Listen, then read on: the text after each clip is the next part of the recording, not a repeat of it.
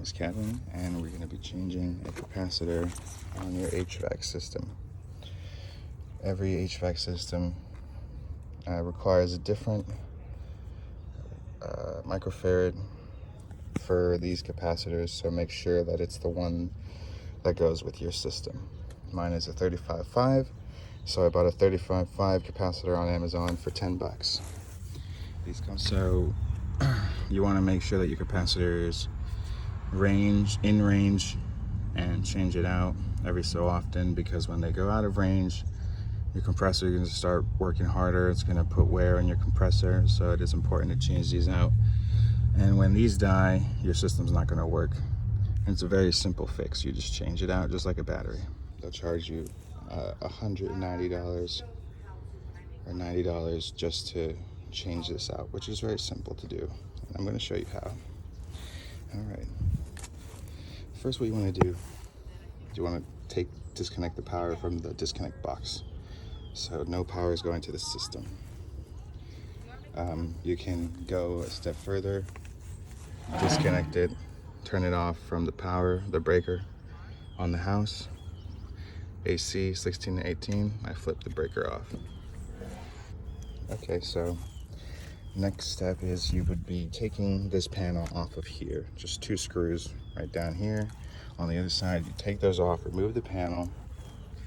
You want to make sure you have no power coming through here to the outdoor system. Typically you might get a shock, so what you want to do before you touch this here, which you have to have the power off to mess with this, you use a screwdriver, anything metal, just touch the terminals so it will take out that electricity.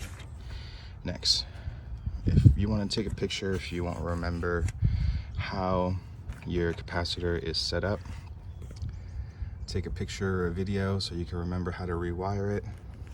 Make sure that you go with the schematic so you know. As you can see, it's a 35.5 right there. I'm going to change that out. Okay, so first you want to start by taking off your wires. Now that you have the wires off, you'll want to unscrew this or loosen it so you can actually move this and take it out.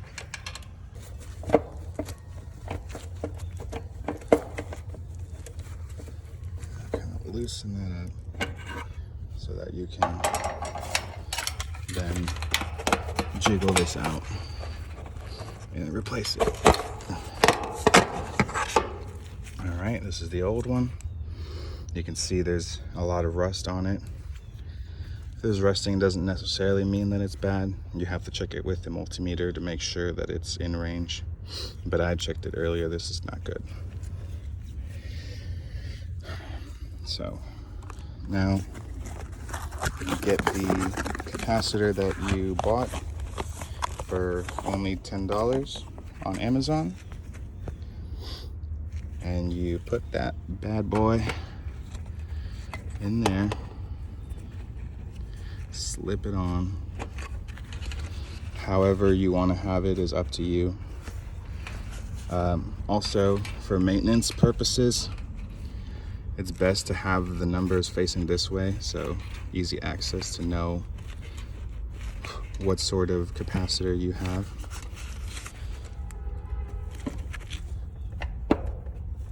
It's good enough, it's not going anywhere. Yeah, so with that back into place, you just wire it back. So all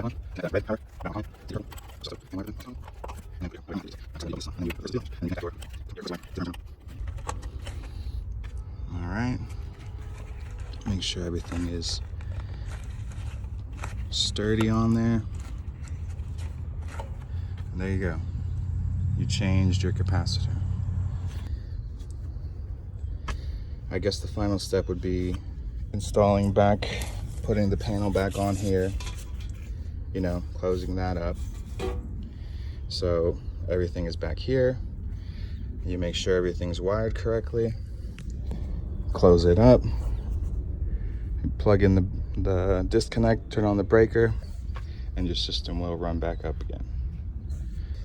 Yep, that's pretty much it, how to change a capacitor. The next video, I'm going to open it up and install a corrosion inhibitor for rust. All right. Thanks for watching.